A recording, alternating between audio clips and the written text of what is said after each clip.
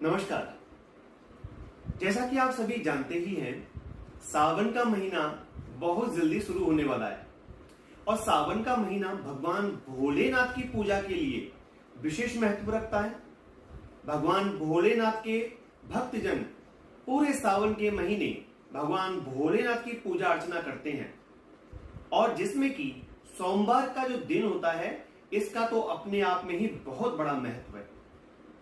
भगवान शिव की पूजा में जो भी चढ़ाया जाता है उसमें सबसे अधिक महत्व बिल्वपत्र को दिया जाता है। तो आज हम बिल्वपत्र के बारे में कुछ ऐसा बताने जा रहे हैं जो कि बहुत ही रोचक है और सच में इसे जानकर आपको बहुत खुशी होने वाली है। जब भी हम भगवान शिव की पूजा करने के लिए मंदिर में जाते हैं तो क्या देखते हैं, बहुत सारे भक्त पहले से आए हुए होते हैं पूजा करने के लिए।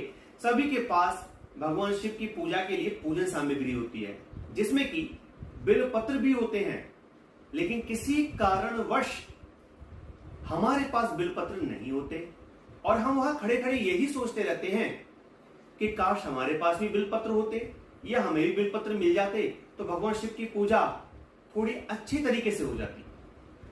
और यह सोच करके हम अपने मन को मारकर पूजा करके आ जाते हैं। वैसे तो भगवान शिव एक लोटा जल चढ़ाने से भी प्रसन्न हो जाते हैं, लेकिन उसके बाद भी भगवान भोलेनाथ की पूजा में यदि बिल्वपत्र चढ़ जाएं तो फिर उस पूजा का महत्व कई गुना बढ़ जाता है। तो आज हम आपको बताने जा रहे हैं बिल्वपत्र से जुड़ी हुई वो जानकारी जिसके बारे में आपको आज तक शायद नहीं पता होगा। पहली बात तो ये कि बिल्वपत्र अपने आप में इतना विशेष स्थान रखता है भगवान शिव की पूजा में कि अगर आपके पास बिल्वपत्र नहीं है और किसी ने भगवान शिव की पूजा में बिल्वपत्र चढ़ाया हुआ है और उनके चढ़ाने के बाद जब पुजारी लोग भगवान शिव के शिवलिंग से बिल्वपत्र को उतार देते हैं यानी कि हटा देते हैं तो वो बिल्वपत्र एक जगह रख दिए जाते हैं। आप उस बिल्वपत्र के ढेर से आप बिल्वपत्र उठा लीजिए। आपको जितने बिल्वपत्र चाहिए उतने बिल्वपत्र आप भगवान शिव की पूजा में से उतरने के बाद बिल्वपत्र को ले लीजिए और दूसरों के चढ़ाए हुए बिल्वपत्र लेकर आप उनको जल में धो लीजिए और साफ कर लीजिए। उसके बाद आप उन बिल्वपत्रों को भगवान शिव की पूजा में पुनः चढ़ा सकते हैं अपनी तरफ से। जी हां मित्रों, ये हम नहीं कह रहे हैं, ये पुराण कह रहे हैं और हम आपको इस बात का प्रूफ भी देंगे। इस वीडियो में हम आपको इस बात का प्रूफ भी देंगे कि ये कहां लिखा हुआ है कि इस प्रकार से बिल्वपत्र चढ़ाया जाता है। लेकिन उससे पहले हम आपको कुछ और बताना चाहते हैं। जब भी आप भगवान शिव पर बिल्वपत्र चढ़ाएं तो चढ़ाते समय एक सावधानी जरूर रखें और वो सावधानी ये है कि जैसे ये बिल्वपत्र है तो बिल्वपत्र के दो हिस्से जो होते हैं उसमें से एक भाग होता है चिकना और एक उसका उल्टा हिस्सा होता है। तो जब भी आप भगवान शिव की पूजा में बिल्वपत्र चढ़ाएं तो जो चिकना भाग है बिल्वपत्र का उसको शिवलिंग की तरफ करके चढ़ाएं, यानी कि उल्टा बिल्वपत्र चढ़ाएं। शिवलिंग की तरफ चिकना भाग होना चाहिए और ऊपर की तरफ खुदरा भाग होना चाहिए बिल्वपत्र का। यह सावधानी आपको रखनी है बिल्वपत्र चढ़ाते समय। मान लीजिए आपने संकल्प लिया है कि आपको 108 बिल्वपत्र चढ़ाने हैं, लेकिन आपके पास केवल एक बिल्वपत्र है, तो आप एक बिल्वपत्र चढ़ा दीजिए भगवान शिव को और फिर उसे उठाकर जल में धोकर फिर चढ़ा दीजिए, फिर उसे उठाकर जल में धोकर फिर चढ़ा दीजिए। इस प्रकार से आप बार बार उसी बिल्वपत्र को यदि चढ़ाते हैं और 108 बार चढ़ा देते हैं तो आपको 108 बिल्वपत्र चढ़ाने का ही फल प्राप्त होगा। यानी कि बिल्वपत्र एक बार चढ़ जाने के बाद भी पुनः पूजा में इस्तेमाल किया जा सकता है। ये इसका अपने आप में विशेष महत्व है। अब हम आपको बताने जा रहे हैं कि ये कहां लिखा हुआ है कि बिल्वपत्र को हम इस प्रकार से इस्तेमाल कर सकते हैं। तो आइए इसे भी जान लेते हैं।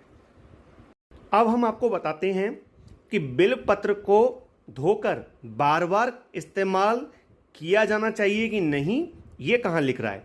तो ये आप देख रहे हैं पुस्तक, ये नित्य कर्म पूजा प्रकाश है, जो गीता प्रेस गोरखपुर से निकलती है।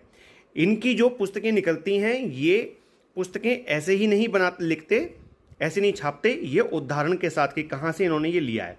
अब आप देखिए बिलपत्र के बारे में क्या लिख रहा है।